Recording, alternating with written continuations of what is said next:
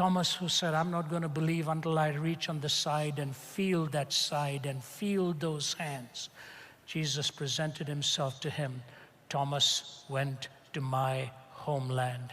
My ancestors come from the state of Kerala, which is where Thomas set foot on Indian soil to present the gospel to the Indian people.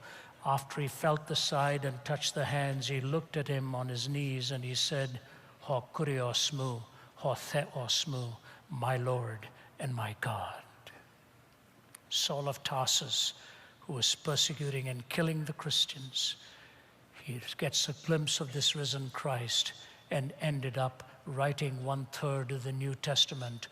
All three of them had one thing in common.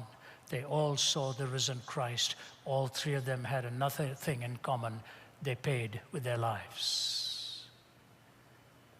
Just 3 lives. Think of all the thousands. Here's what I want to leave you with as the second thought. In 1971, when I was in my 20s, I was asked to come and speak in Vietnam. I lived in Canada at that time. And I was invited by the chaplains, the American chaplains, and ministered to the American forces and the Korean forces, the Australian. I was only in my mid-20s. I had one tiny sermon book that I put into my pocket, had a handful of sermons and preached them again and again and again. My interpreter was a 17-year-old young man. Thousands came to Christ, and it triggered the revival in Vietnam.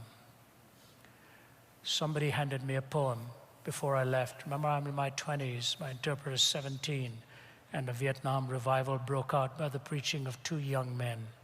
Here's what that piece of paper said, written by a U.S. Marine. Lord God, I have never spoken to you, but now I want to say, how do you do? You see, God, they told me you didn't exist. And like a fool, I believed all this. Last night from a shell hole, I saw your sky.